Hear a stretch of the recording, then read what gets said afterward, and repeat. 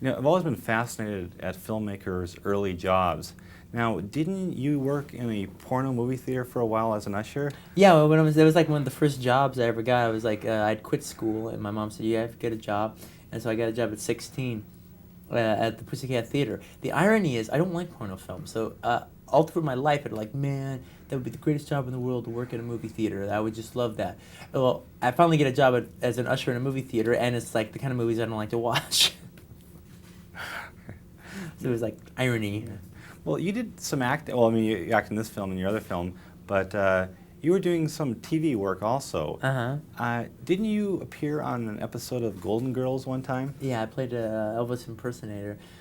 People were like, "Oh wow, I'd love to see that." Well, it was like me and like 11 other Elvis impersonators. I was kind of like a glorified extra, but I got paid after top because it was, we sang a song in it and everything. But that, if you're gonna do a TV show, The Golden Girls was a great TV show to do because it was like they show it a lot. All right, they showed it like it was in reruns, and they showed it in the morning on NBC, and then they showed it at night in prime time. And then that sequence that I did was like they liked it so much they put it on a Best of the Golden Girls episode. So I was getting residuals for both.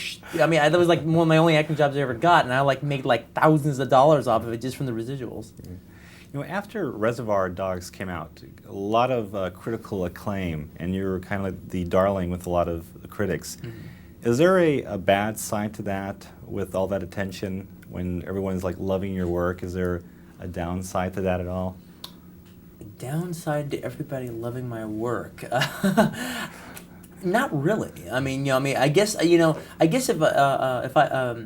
guess the downside could be it wasn't. It's not with me. It could be is if you get overinflated, or if you read it and just start thinking, well, I guess I'm a genius. I don't feel that way because I think I'm pretty damn good. But the thing is, though, I know that you have to understand most of the filmmakers that I like and that I truly respect, all right, didn't get great reviews the day their films came out.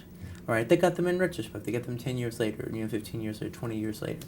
And, usually the filmmakers that I like get mixed reviews when they come out. They very rarely get across the board. And so that's what that's what I always expect, is to get people who are fiercely loyal and who really got it and really appreciate it, and then people who don't get it or slack it off or do whatever. That's what I always expect. Now, at one point in this film, did you and John Travolta sit down and challenge each other to a Welcome Back, Kotter trivia contest? No, it wasn't a trivia contest. What it was I collect board games that have to do with TV shows and movies. And when I met John, I said, "John, I have the Welcome Back, Kotter board game. Would you like to come down to my house and we'll play the game?"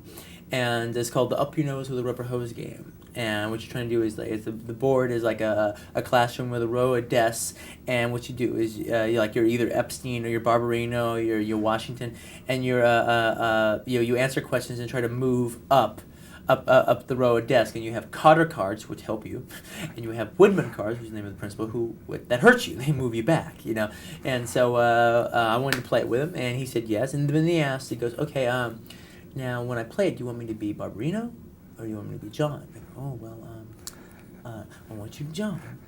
You're John, just John playing it. However, any Barbarino-isms that just naturally happen as you're playing, fine, no problem." He won. But I claim that the reason he won is because he played Barbarino, and I'm used to playing Barbarino, so I was throwing off my game a bit. Okay, great, thanks. And it was great to see a film that lives up to its hype there. So Oh, I really man. enjoyed it there. That made me Thanks a think there. bunch.